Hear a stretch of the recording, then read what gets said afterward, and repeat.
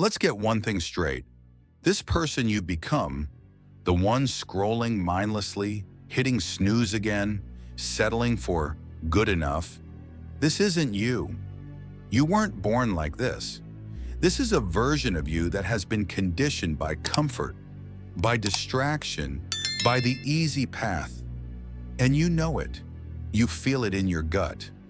That quiet, nagging voice that whispers, "You were meant for more."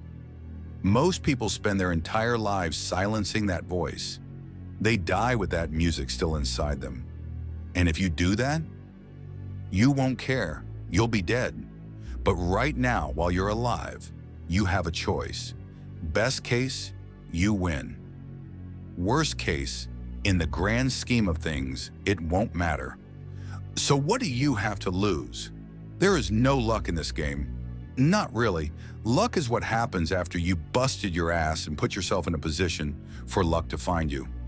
It doesn't just fall from the sky. You create the conditions for it. And that requires one thing above all else. The one thing most people refuse to cultivate: discipline.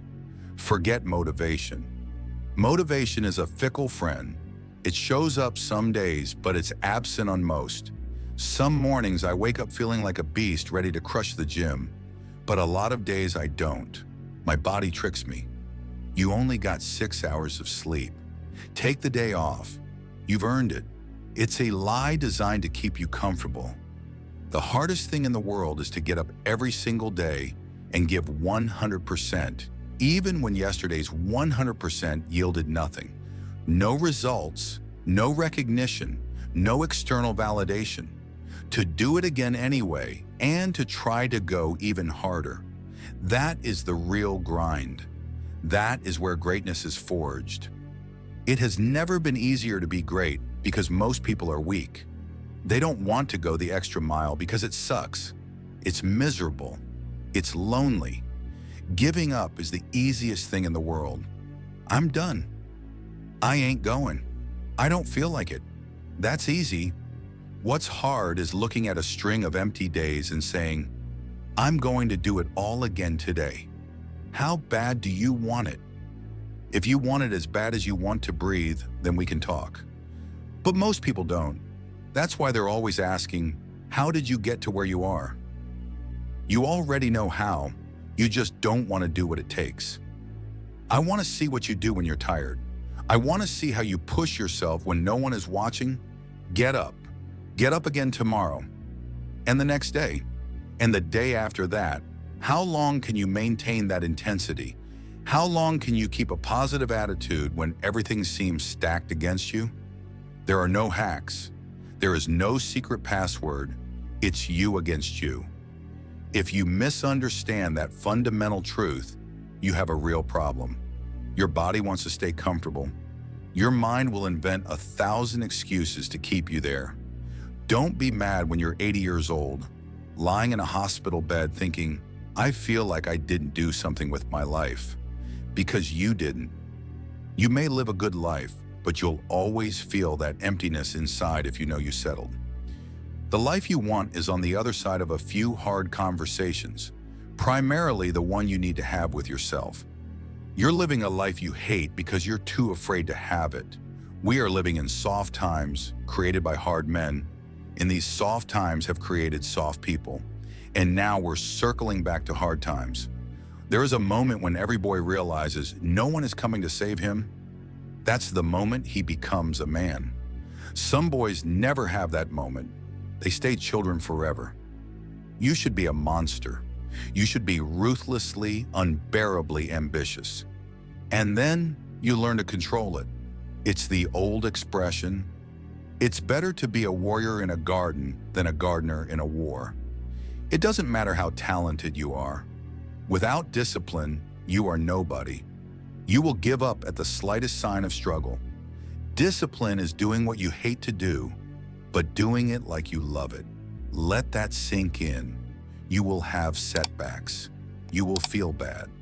But feeling bad doesn't mean you're bad, and it doesn't mean you can't take action. Nothing changes if nothing changes. It's time to get back to work. Stop listening to yourself talk. Get off the podcasts. Cut out the digital noise. Get back to the mental grindstone. One of the strongest mental frames that got me through my hardest times was this. This will be the story I tell one day. The harder it is, the bigger the dragon, the more epic the story, and by consequence, the more epic the hero. The real fear isn't failure. It's never reaching your potential, always falling short, always quitting right before the breakthrough. And then one day, you're an old man looking back saying, God, I could have been great. It's time to stay focused. It's time to decide. Screw the clubs, screw partying, screw trying to fit in and socialize so people stop calling you weird. Why are you so antisocial? Because I'm trying to get it. Why are you always practicing in the hot sun when nobody else is out there? Because I'm trying to get it. Why don't you ever come out when I invite you? Because I'm trying to get it. Let me tell you something. Those parties aren't going anywhere. Those clubs will still be there. The more weird you are, the more isolated and focused you become, is a direct reflection of how committed you are to your mission. You are molding and shaping your craft so that when it's finally time to make your rounds, you will fly. People only root for you when you don't need it. The loneliest period is when you're too different from your old friends, but not yet successful enough to fit in with the people you admire. That's when you need support the most, and that's when you get it the least. So you have to be the one who roots for yourself. It starts as a single, slow clap in an empty auditorium. Just you, for you. The path of the exceptional person is, by definition, exceptional. It means you walk it alone. See that loneliness not as a curse, but as the clearest indicator that you're on the right path.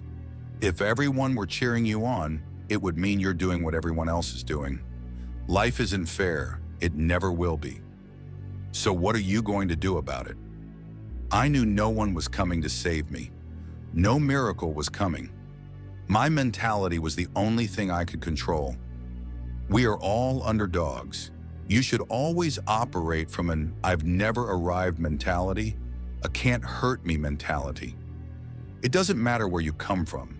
When I got out of my own personal sewer, I looked around and said, nothing can hurt me now. If you believe that, it starts to become true. Be the guy who embraces the ugly, the miserable, and the grind. Don't be afraid of being hurt. Don't be afraid to sacrifice and bleed. There comes a day for everyone, a day where being average, being mediocre, becomes physically sickening. It makes you want to throw up. You see people with far less talent surpassing you because they wanted it more. There comes a day where push comes to shove, and you can't deal with the mediocrity for one more second. And you get off your ass and you create something. That potential has always been there, inside you, trying to get out. You've just been too afraid to unwrap it because of the pain and commitment it requires. I'm a big fan of a simple idea. Power follows the blame. Wherever you point your finger to place blame, that's where you give away your power. Blame the government? They have the power. Blame your spouse? They have the power. The moment you say, it's my fault, it's my responsibility, is the moment you take all that power back. But what if it's genuinely not your fault? It doesn't matter. You can say, I can't run marathons because I lost my leg at birth. You have two choices. You can never try, or you can strap on a metal prosthetic and do it anyway. The choice is yours. This isn't you. It's time to become who you really are.